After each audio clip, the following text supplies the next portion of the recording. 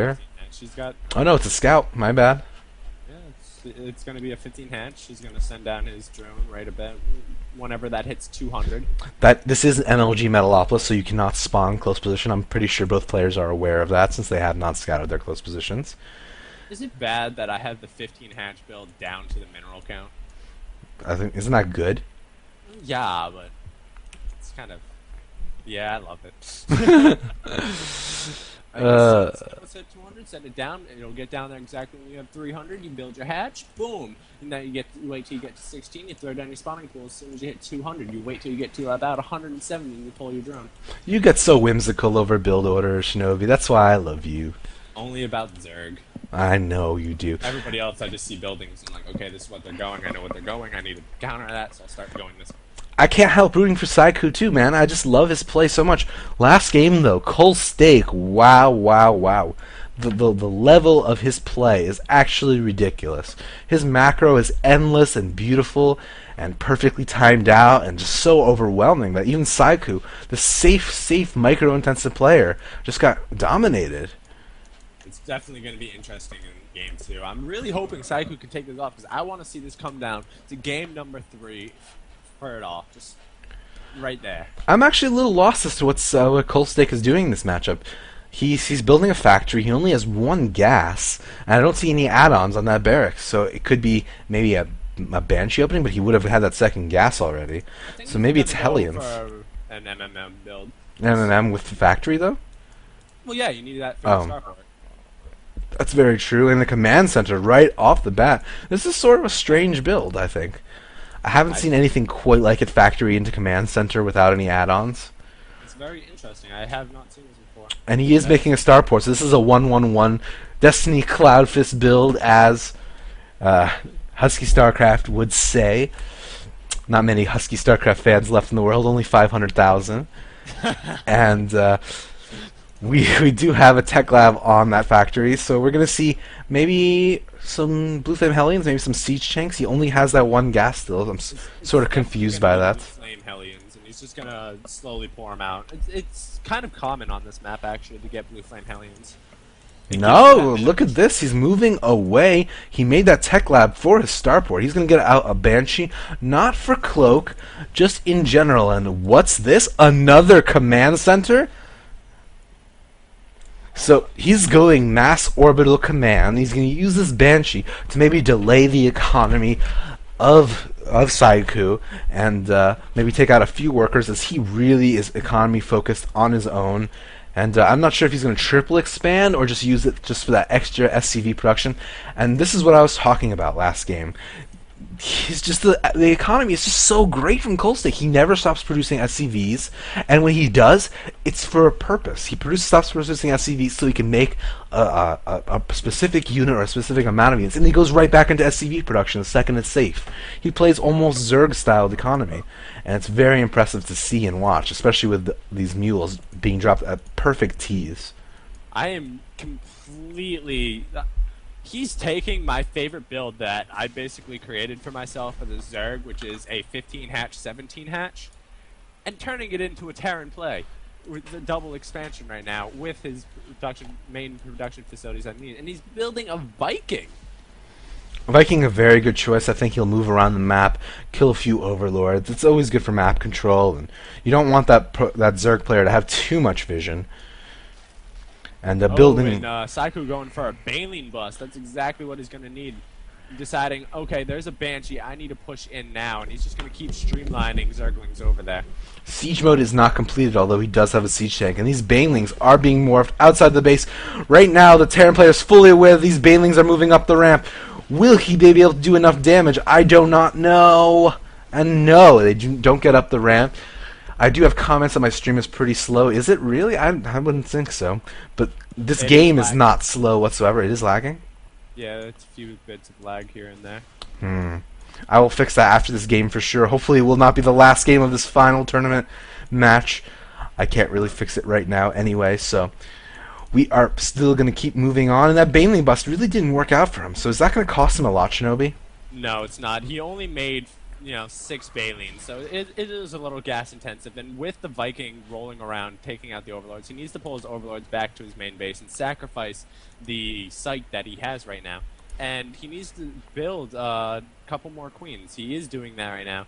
And he's still managing to keep Colstake inside his own base. But with that amount of mule production that he has, he might be okay on one base for a little while. But he has a huge Zergling army out right now.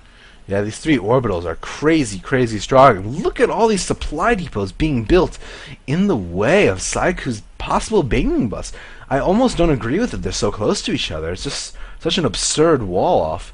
But it could just be like a second line of defense. Maybe even lift that barracks up, put it down on the ground over there, and maybe make more of a wall off. And that is a lot of buildings. He is powering up hardcore right now. This is going to be some sort of crazy 2-base timing push. Yeah, I've never seen this sort of play before. And that one Banshee definitely paying for itself, having 15 kills now. That is a Captain Banshee. Wow, I actually have not gotten a shot for our viewers of that Banshee this whole game, so... It's just been roaming around, harassing the Zerglings everywhere they go. Yeah, wow, 15 kills. He even repaired it, I'm assuming. And wow, it's going to take down another Queen. So much damage being done by this Banshee, paying for itself time and time again. Jeez. And another Queen trying to take out this hero Banshee, but no, it does get away. And the Vikings land to try to do damage to the Queen. Such interesting play by Colstake. He really wants that Queen down. But he does turn away the Spine Crawler in a very good place. And I think he's going to drop him at the 3rd and make him start taking out the another hatchery. He needs to pull his Zerglings back and take those guys out as soon as they land. Yeah, Colstake just being so aggressive with his air units right now. And right now, SC2 just doesn't have an answer for it.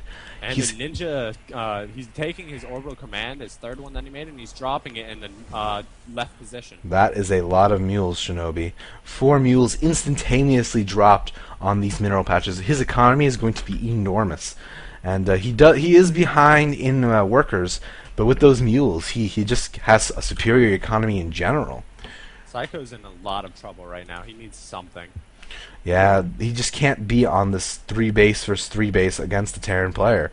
And that Ninja expansion is probably not going to be scouted for so long because of those very clever Vikings that he made early on, which have been picking off Overlords this whole time, denying that vision and inevitably letting him take that 3rd Ninja expansion. Yeah, he's only actually killed 3 Overlords, but it's still enough. That Banshee having 18 kills and finally being repaired again to go out and continue harassing. He's powering up even more right now. 3 more racks on the way. He has a total of, is that 8 racks? That is 8 racks. 2 factories, a starport with a reactor on it, so much production on the way, and another command center and factory being built. This is just an absolutely ridiculous play by Colstake. He is just going for an all-out kill, probably around 17 minutes. I don't even know. This is just like the most crazy production I've seen out of a North American player in forever. This is just reminiscent of OGS Top's play. It's just really so efficient. He really needs to get that armory down so we can start getting levels 1, 2, and 3. Yeah, absolutely. He has 2 engineering bases. Looking like he's going for some sort of 3-3 timing push. And there are 10 mutas on the field right now. The Spyro did complete, and he's going to have to use those mutas for map control. And right now, I love this. SC2 is actually moving his Zerglings around, scouting the map. But is he going to scout that ninja base of Colstake? I don't think he is. I don't think he's going to be prepared for it. And that Banshee's going to finally be taken down, hopefully. It does seem that way. The Vikings as well being taken down. A good move. And this is going to give him time to be able to move his overlords out again, because the threat of those Vikings are gone. That's exactly what he needs. And he is throwing down a base right next to Colstake's hidden expansion, and they cannot see each other. That is actually hilarious. Base next to base. Colstake's natural. I have to start calling him Steak. Colstake is just too formal. Mr. Steak does have his natural infested by Zergs, and he's trying to get up the gold base right now, but those mutas are not going to let it happen. Moving in and out, microing very well, only losing maybe 1 mutalist for those 5 to 6 SCVs he did kill. Yeah, he needs to run down there and take that. So many tanks are left by themselves that those mutas can get back around and take them out. It'd be such a huge play for Psycho that he Wow. could basically take the game right there. That's just so many tanks right now, and wow. Saiku is actually not as far behind as we think he is. Even though Complexity Stake is playing very, very well, Saiku does have like a 20 supply lead. He does have a 4th base going up, and I think he's going to be able to take out this 5th base very easy. There's just no way for the Terran to defend it. So once he scouts that, the Terran is going to be on 3 base versus his 5 base or 4 base. Wow, I'm having a really interesting glitch when I look at the center at the gold base. I get this weird like pale thing dropping down over my map. Really, that's quite interesting. And right now we do see that Kolstake is attacking the 4th base of Saiku, and in the natural of Saiku, all of the Zerglings did a good amount of damage to those SCVs, taking out a few reactors, very important. I gotta stop that crazy production of We Kolstake. do have a drop in the main base of Psycho, and my StarCraft just crashed. Oh boy. Once again, Shinobi is an awesome guy. You have to be it's really unfortunate. Shinobi is in the middle of Orlando during a huge storm. And it's just tough, man. You can't deny Mother Nature. And Psycho saying, chill, get out of the game. Very funny. That's so depressing. And Steak is very happy that he didn't die to a Baneling bust. This has been a very cool game so far today. I just want to mention our sponsors, Memory Express, Asus, and eSpot. Awesome sponsors that sponsor an awesome tournament. And this is the finals. Game 1 did go to Complexity Stake, and Saiku, being this huge underdog, coming in from nowhere, getting all the way into the finals, taking out a lot of big-name players. And I think he deserves to be here, and we'll see if he can actually finish off this game. Yeah, it's going to be definitely interesting. And Shinobi, he's moving around the map with his Mutalisks. He's trying to do some damage, but he's losing a lot of his Mutalisks in the process. If those Mutalisk numbers get too low, what can Saiku do to take out a big Terran ball? He might want to. He's getting infestors. That's a really good thing to do against the Terran Death Ball. And something else he might want to consider doing is getting Overlord drop and Overlord speed, because then he could start utilizing his Banelings even more. He needs to produce a lot more Zerglings than he has right now. A Zergling run by into that ninja expansion of Kolstake, and it is taken out. So now there is a sort of discrepancy in bases going on, but this hatchery in the 4th base is so low in HP. A couple of Stim Marines could easily take it out, and wow, Complexity Stake is so confident moving his tanks out without his Marines. And wow, loses only 1 tank to 1 Muta. That's actually a completely fair trade. And right now, taking out some stray Overlords. This could be huge for Complexity Stake. But the Mutalisk counterattack into the tanks. He does take out a tank without losing anything. But the Thor's coming in, and this is actually huge for Complexity Stake. That Thor will make it so that the Mutas can't clump up. They can't get really tight niched and take out tanks free will. And he's going to have to really micro those Mutas into magic boxes to take care of them. And some great fungal growths by Saiku, those infestors being extremely useful, but he did waste a lot of energy on them. He only has enough energy for 1 more fungal growth, and there's still a lot of units left. And the Mutalisk taking a lot of potshots from the Thors.